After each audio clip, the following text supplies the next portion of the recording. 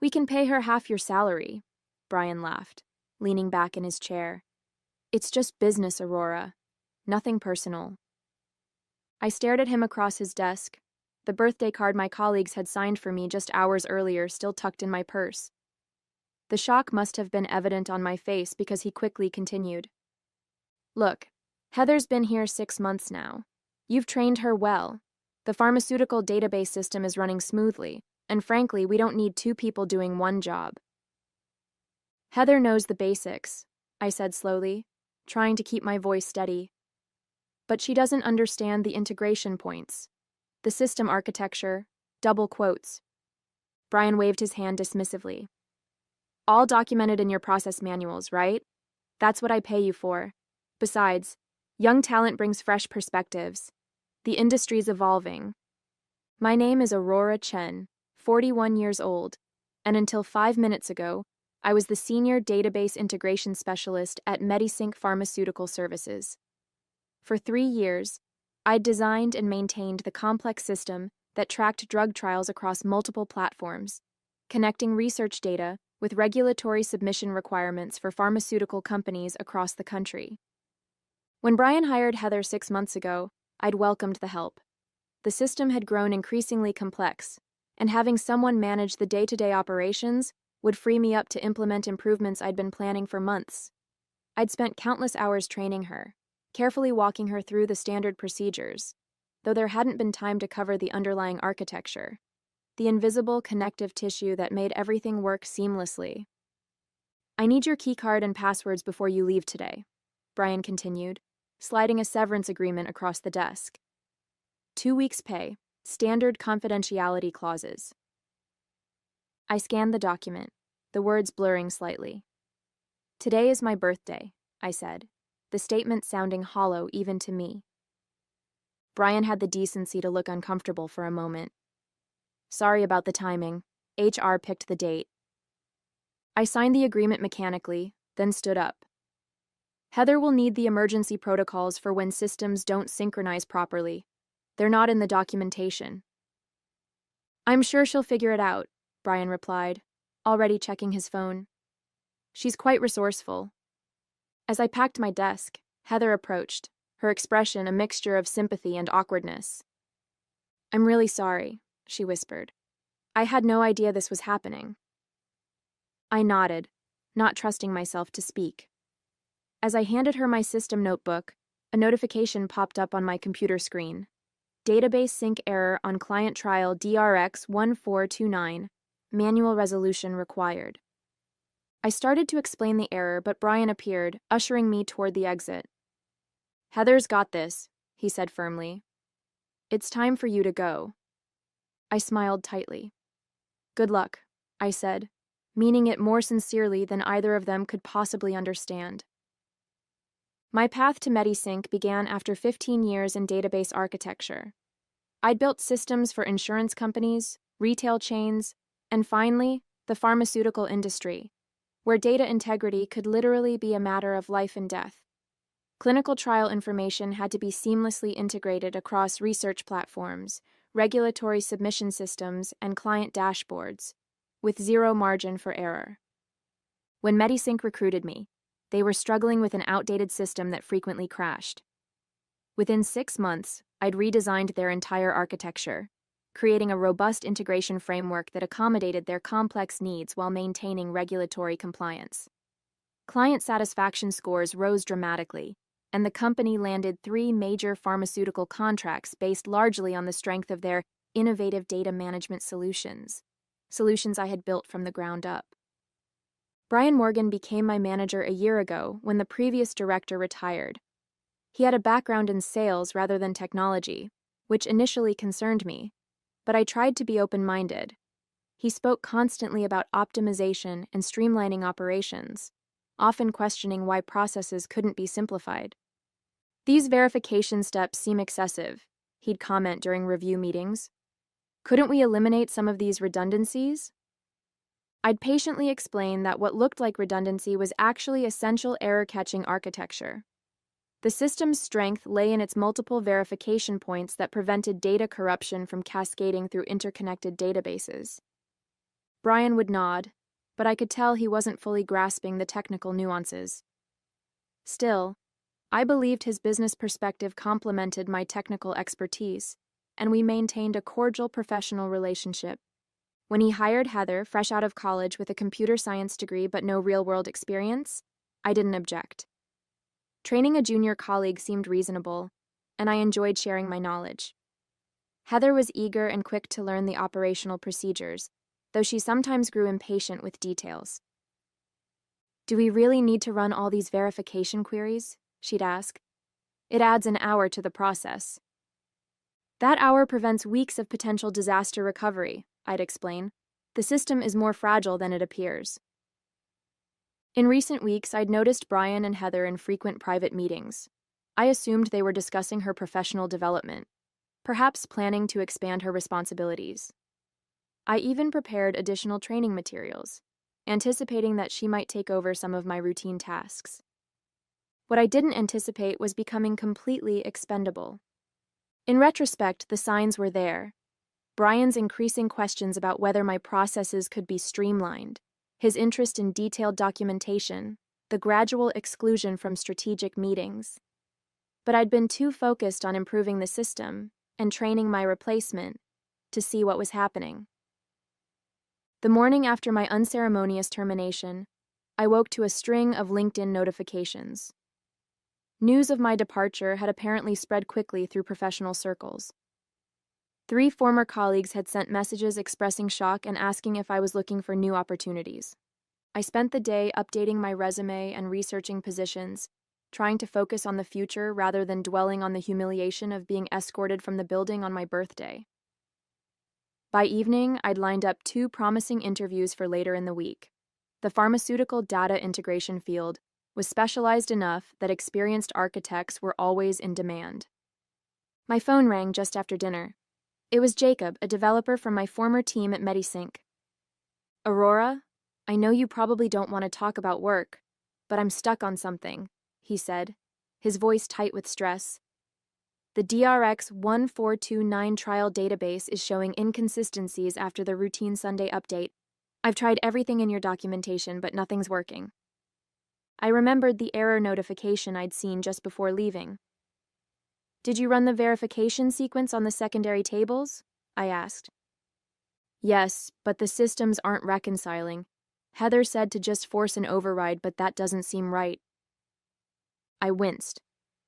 "Definitely don't do that. It could corrupt the entire trial dataset." "That's what I thought," Jacob sighed. "I told Brian we should call you, but he said we needed to handle it internally." After providing some guidance, careful not to violate the confidentiality agreement I'd signed, I hung up, feeling a curious mix of vindication and concern. The system I'd built was intricate, with carefully designed fail-safes and interconnection points that weren't immediately obvious, without understanding the underlying architecture.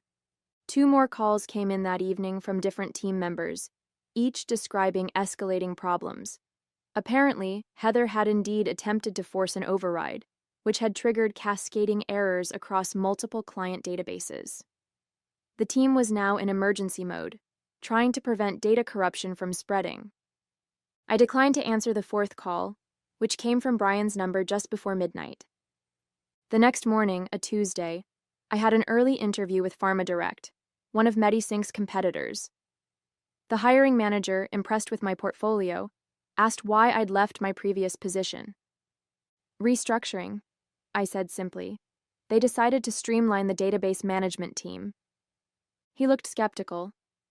"Interesting timing. We just heard MediSync is having major system issues. Something about corrupted trial data?" I kept my expression neutral. "I wouldn't know. I'm no longer with the company." By Wednesday, I had received official offers from both PharmaDirect and another competitor, each with significantly higher salaries than what I'd made at MediSync. A third company requested an interview, mentioning they'd heard excellent things about my architecture skills. Meanwhile, my phone continued to accumulate missed calls from Brian and other MediSync numbers. I didn't return them. The severance agreement didn't include any provision requiring me to provide assistance after termination, and professional ethics prevented me from discussing their system with competitors. But as the calls became more frequent, I wondered just how badly things were unraveling at my former workplace. By Thursday morning, my curiosity got the better of me. I accepted Brian's call on the first ring. "Aurora," he said, relief evident in his voice. "Thank God.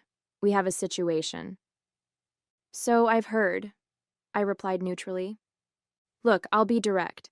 The system is in complete meltdown. After that initial error on Monday, everything started falling apart. Client dashboards are showing incorrect data, trial records are mismatched, and the regulatory submission module is flagging compliance errors across the board." I closed my eyes, visualizing the cascade of failures, exactly what I'd designed the verification protocols to prevent. "Brian, I signed a severance agreement. I'm no longer an employee." "I understand that," he said quickly. "We'd bring you back as a consultant. Name your rate. We just need you to fix this." The offer was tempting, not for the money, but for the satisfaction of being proven right. However, I knew better than to rush into anything. "I'd need full system access and complete autonomy to implement solutions," I said. "Absolutely," Brian agreed immediately. "Whatever you need. I'll think about it and get back to you this afternoon." After hanging up, I called Jacob for an unofficial assessment of the situation. His description confirmed my suspicions. Heather had implemented emergency fixes that had only worsened the problems, not understanding how each system interconnected with the others. "It's bad, Aurora," Jacob said quietly. "Pharmadyne is threatening to pull their contract. That's 30% of the company's revenue. And there's talk about potential legal action if trial data has been compromised." I spent the morning weighing my options. The professional part of me wanted to rescue the system I'd built. The human part of me felt a certain satisfaction in Brian's desperation. By noon, I'd made my decision and called him back. "I'll help," I said. "My consulting rate is $300 an hour with a minimum engagement of 40 hours, payable up front." Brian didn't even hesitate. "Done. When can you start?" "I'll be there in an hour." Walking back into MediSync felt surreal. Colleagues greeted me with obvious relief, while Brian hovered anxiously nearby. Heather was noticeably absent. "Where's Heather?" I asked as Brian escorted me to a workstation. "She called in sick today," he said, not meeting my eyes. The stress of the situation. I logged into the system with the admin credentials Brian provided and began my assessment. The damage was extensive but followed a logical pattern. Exactly what happens when someone who doesn't understand the architecture tries to force solutions without addressing the underlying issues.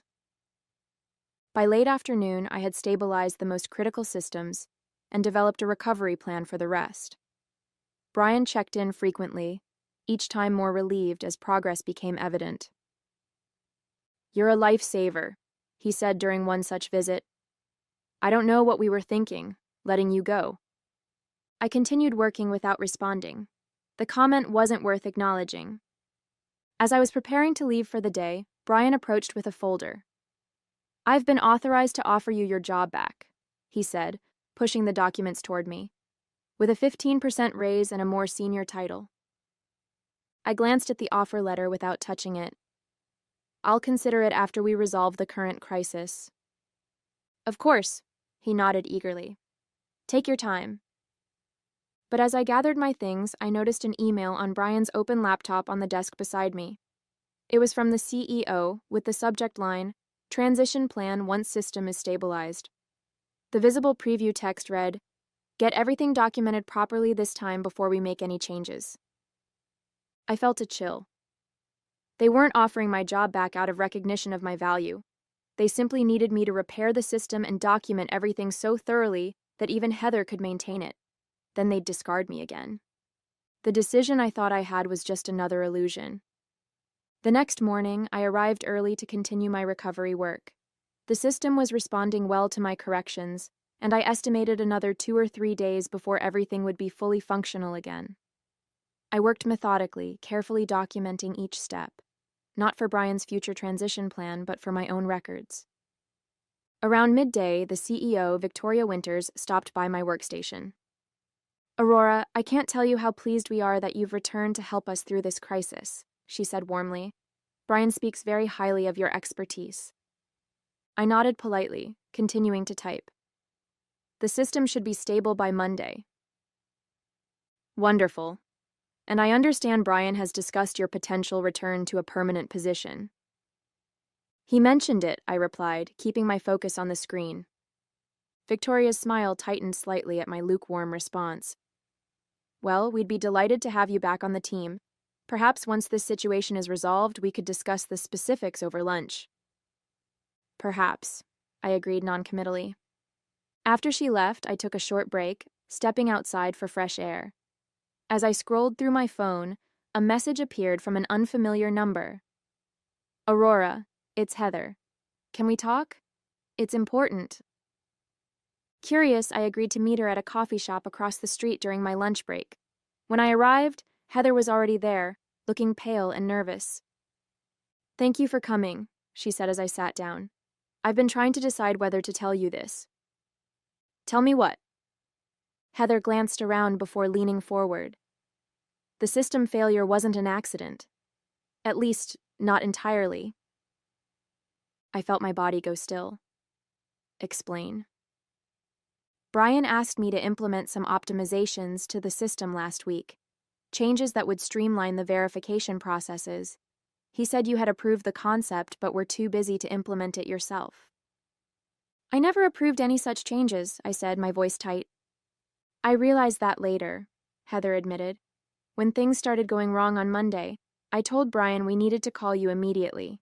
He refused, saying it would validate your overcomplicated approach and that we could fix it ourselves.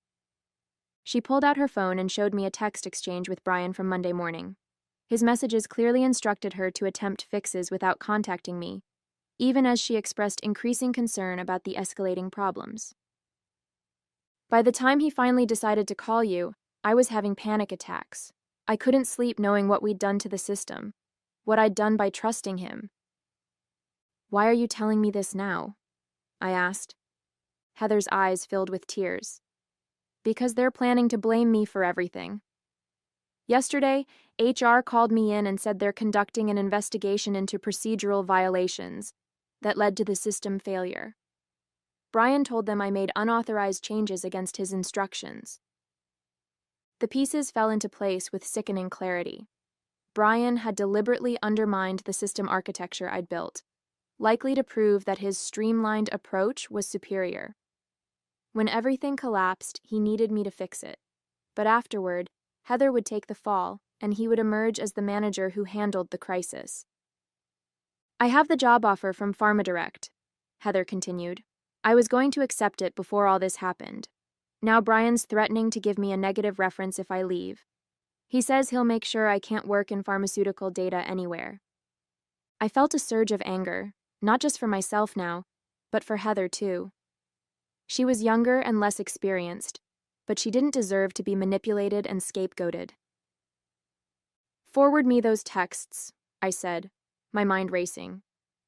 And any other communications you have about the system changes.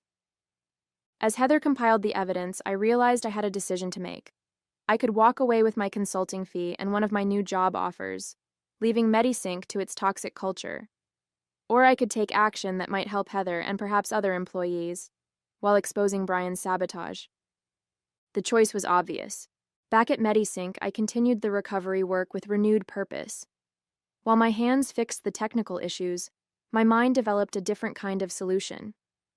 What I needed was irrefutable evidence of Brian's deliberate actions, evidence that couldn't be dismissed as a misunderstanding or technical confusion. I recalled something Jacob had mentioned. All system changes were automatically logged on a secure server for regulatory compliance purposes. Those logs would show exactly who had authorized the optimizations and when they were implemented. During a moment when the office was mostly empty, I accessed the compliance server and found what I was looking for.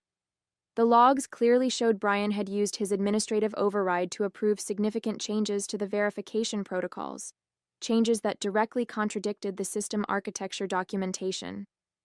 Most damning of all, he had backdated the approval to make it appear these changes had been pending for weeks. implying my tacit acceptance. I downloaded the logs to a secure drive and then sent myself an encrypted email with the files attached. For good measure, I took screenshots showing the timestamps of the original changes versus the backdated approvals. Now I needed to understand who else was involved. Had Victoria known about Brian's plan to sabotage the system, or was she merely complicit in using the crisis as an opportunity to rehire me temporarily? The answer came unexpectedly when Brian's calendar notification popped up on his laptop during our afternoon status meeting. Discuss AC transition plan with VW, 4:30 p.m. I need a bit more time on the regulatory module, I told Brian. Probably another hour. You go ahead to your meeting. Once he left, I quickly finished my work on the system, then set up one final safety measure, a hidden diagnostic tool that would alert me to any unauthorized changes to the core architecture, sending notifications directly to my personal email. It wasn't technically part of my consulting agreement, but I justified it as professional due diligence. At 5:15 p.m., I packed up my things and prepared to leave for the weekend. The system was now 80% recovered, with only minor issues remaining that I could resolve remotely.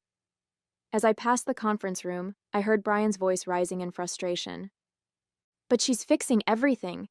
Can't we at least wait until Monday before? Victoria's response was cool and clear. The decision is made. Once she submits the final documentation, we thank her for her consulting work and proceed with the transition to the simplified architecture. Heather was just a trial run. We've already identified another junior developer who can maintain the streamlined system at an even lower salary point. And if it fails again? It won't, because Aurora will have documented every aspect of the recovery process. That's the whole point of bringing her back as a consultant. I'd heard enough. I slipped away before they could exit the conference room, a strange calm settling over me. I now had all the evidence I needed, and a weekend to decide exactly how to use it. Sunday evening, I received a text from Brian. System looking stable. Just need final documentation tomorrow to close out your consulting engagement. CEO wants to meet at 9 a.m. I responded simply, I'll be there. What Brian didn't know was that I'd spent the weekend consulting with both a labor attorney and a regulatory compliance expert at the FDA, who had expressed significant concern about the deliberate manipulation of pharmaceutical trial data systems. I had also accepted the position at Pharma Direct, with a specific condition they had happily accommodated. Monday morning would bring answers to questions Brian and Victoria didn't even know to ask, and I would be ready. I arrived at MediSync at exactly 9 a.m. Monday, carrying a slim portfolio containing my consulting invoice and several other carefully prepared documents. Victoria's executive assistant showed me into the conference room where Victoria, Brian, and two people I didn't recognize, a woman in a severe suit and a nervous-looking man with a legal pad, were already seated. Aurora, thank you for coming, Victoria began with practiced warmth. This is Patricia from HR and Jonathan from Legal. They're here to formalize the conclusion of your consulting engagement. I smiled pleasantly. How convenient. I've brought some documentation that requires legal review as well. Before anyone could respond, the conference room door opened again. Jacob entered, followed by Heather and two men in dark suits who definitely weren't MediSync employees. What is the meaning of this? Victoria demanded, half rising from her chair. I invited a few additional participants, I said calmly. Jacob and Heather have first-hand knowledge relevant to our discussion, and these gentlemen are from the FDA's Office of Regulatory Compliance. They're very interested in the events of the past week. The color drained from Brian's face. The FDA? This is an internal company matter. Actually, one of the agents interrupted, deliberate tampering with systems that manage pharmaceutical trial data falls squarely within our jurisdiction. Ms. Chen contacted our office with evidence suggesting serious compliance violations. I opened my portfolio and distributed copies of a comprehensive report detailing the system architecture, the unauthorized changes, the attempted cover-up, and the impact on client data integrity. The final page contained my sworn statement and signature. This constitutes my final documentation as requested, I said, sliding the original across to Victoria. I've also accepted a position with PharmaDirect starting tomorrow. My first assignment is implementing a rescue plan for all MediSync clients who wish to transfer their data to a more stable platform. Victoria's composure finally cracked. You can't do this. Those clients are under contract. Contracts with specific performance guarantees regarding data integrity. I corrected her. Guarantees you've breached. My attorney has already reviewed the relevant clauses. The FDA agents began asking pointed questions about change management protocols and verification procedures. As the interrogation continued, I quietly excused myself, nodding to Jacob and Heather. My work here was finished. 6 months later, I sat in my new corner office at PharmaDirect, reviewing the quarterly performance report. The transition of former MediSync clients had gone remarkably smoothly, thanks in part to Jacob and Heather, who had both joined me at the new company. The industry newsletter on my desk contained a small item noting that MediSync had been acquired by a larger competitor after experiencing significant client attrition and regulatory challenges. Brian and Victoria had both pursued other opportunities, following an FDA investigation into data integrity violations. My phone buzzed with a calendar reminder, a video meeting with our newest pharmaceutical client, formerly MediSync's largest account. Their research director had specifically requested that I oversee their data architecture personally, citing my exceptional reputation for system integrity. As I prepared for the call, Heather knocked on my doorframe. The team wanted me to remind you about the celebration dinner tonight, she said. 1 year since we all started here. I smiled, remembering the day I'd negotiated with PharmaDirect's CEO to bring both Jacob and Heather onto my team as part of my employment conditions. He'd been skeptical until I explained their potential value and their loyalty in providing evidence that helped expose MediSync's violations. I wouldn't miss it, I assured her. My new email notification chimed, the diagnostic system I'd created alerting me that all client databases had completed their verification cycles successfully. The architecture I'd designed here was even more robust than my work at MediSync, incorporating lessons learned from that experience. Some might view what happened as revenge, but I saw it differently. It was simply the natural consequence of valuing systems over the people who built them, of prioritizing short-term savings over expertise and integrity.